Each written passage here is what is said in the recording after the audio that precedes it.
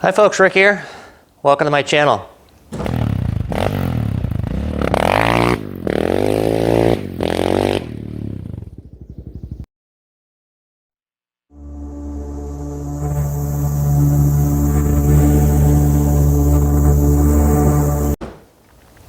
All right, well today I want to talk a little bit about a little bit of a long-term review on my precision steering stabilizer, as well as to give you a couple things to look at from an inspection standpoint.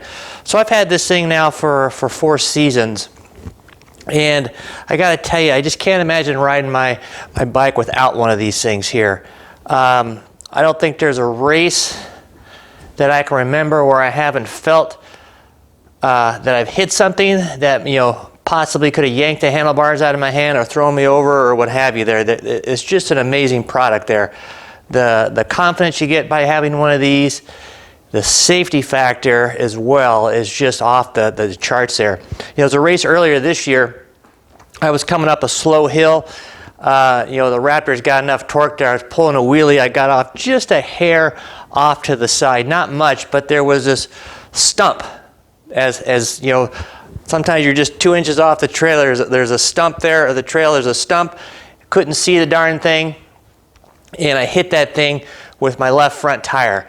And the stabilizer here kept my wheel straight. That would have for sure probably thrown me over the handlebars, or one of these deals, high side type of a deals. But with the stabilizer, kept that front wheel straight. My long travel suspension, therefore, just sucked it up, and I went right over the darn thing. No harm, no foul, never even got off the gas. It was one of those things that I hit and really didn't know it till I was actually hit it and halfway over it there. But that's the kind of things you can expect from something like this. It's just every race, something's going on where I hit a rock somewhere that I didn't see. You hit a root somewhere that you don't see. Something's off in the bushes there that you're going through, and you can't see it and you hit it. So just a really amazing product. The downfall of these things is they're super expensive. That's the problem the thing is. But it's a case where you pay for what you get. All your top riders use these precision ones.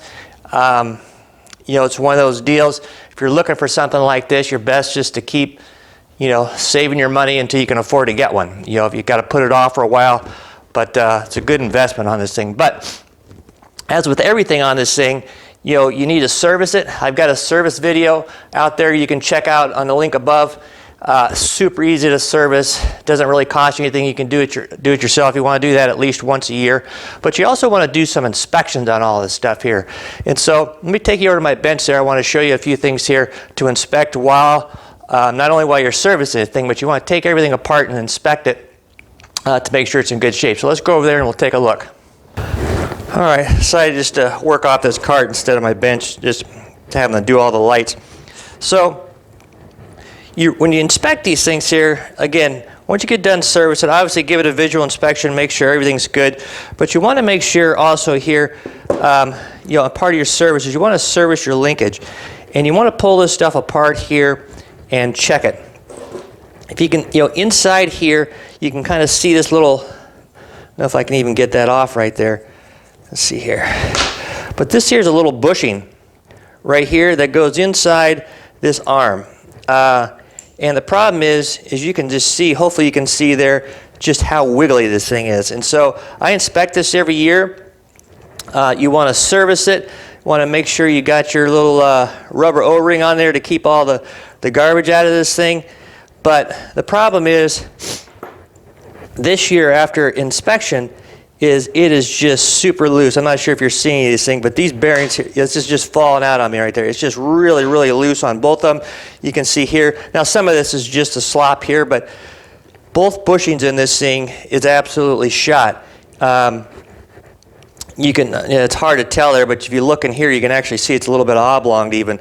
But this arm is shot, and so again, you don't want to put this on. I got this all serviced, ready to go. You don't want to put this on here. It's just going to cause it to jerk. It's going to cause it not to be as effective as it normally is here. So this is another piece you want to check out. Now thankfully, they sell a nice kit.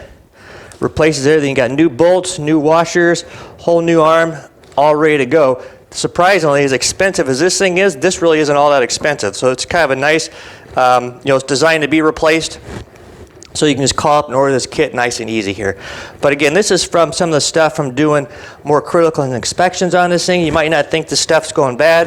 Stabilizers, you know, this thing was working great. I had no problems there. But, you know, each year, as part of my annual maintenance program, you know, you take stuff down, physically touch it, put your hands on it and inspect it. You start finding crap like this happen. I mean, it's just 4 years of just getting beat to death. I'm surprised it lasted this long. But I caught it. Going to put a new one on, and I'll be ready to go. So, Precision Pro stabilizer, they make several models, but they're all really expensive, but they're all really good. Highly recommend these ones. You know, just for about, if you got a sport quad, I just save up and get one of these things. That's the best route I can tell you there. They just work that good. So with that, I'm going to get this on my bike and get it back together. Take care.